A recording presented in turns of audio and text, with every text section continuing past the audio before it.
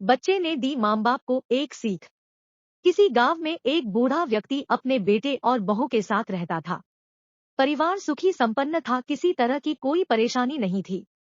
बूढ़ा बाप जो किसी समय अच्छा खासा नौजवान था, आज बुढ़ापे से हार गया था। चलते समय लड़खड़ाता था, लाठी की जरूरत पड़ने लगी, चेहरा झुर्रियों से भर चुका था, बस अपना जीवन किसी तरह व्यतीत कर रहा था। घर में एक चीज अच्छी थी कि शाम को खाना खाते समय पूरा परिवार एक साथ टेबल पर बैठकर खाना खाता था। एक दिन ऐसे ही शाम को जब सारे लोग खाना खाने बैठे, बेटा ऑफिस से आया था, भूख ज्यादा थी सो जल्दी से खाना खाने बैठ गया और साथ में बहू और उसका एक बेटा भी खाने लगे। बूढ़े हाथ जैसे ही थाली उठाने को हुए, थाली हाथ से छिटक गई, थोड़ी दाल टेबल पे गिर गई। बहू बेटे ने घृणा दृष्टि से पिता की ओर देखा और फिर से अपना खाने में लग गए।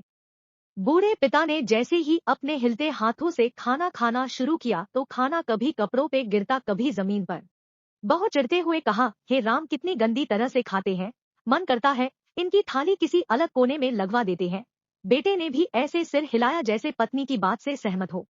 उनका बेटा यह सब मासूमियत से देख रहा था। अगले दिन पिता की थाली उस टेबल से हटाकर एक कोने में लगवा दी गई। पिता की दबड़बाती आंखें सब कुछ देखते हुए भी कुछ बोल नहीं पा रही थी।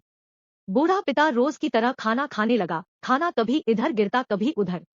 छोटा बच्चा अपना खाना छोड़कर लगातार अपने दादा की तरफ देख रहा था।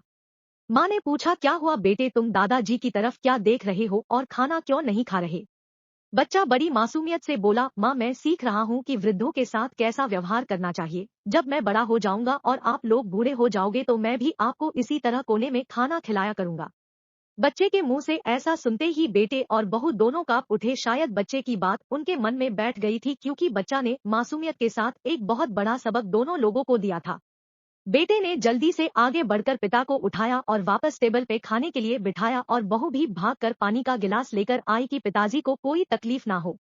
इस कहानी से शिक्षा मिलती है कि माँ बाप इस दुनिया की सबसे बड़ी पूंजी है। आप समाज में कितनी भी इज्जत कमा ले या कितना भी धन इकट्ठा कर ले, लेकिन माँ बाप से बड़ा धन इस दुनिया में कोई नहीं है।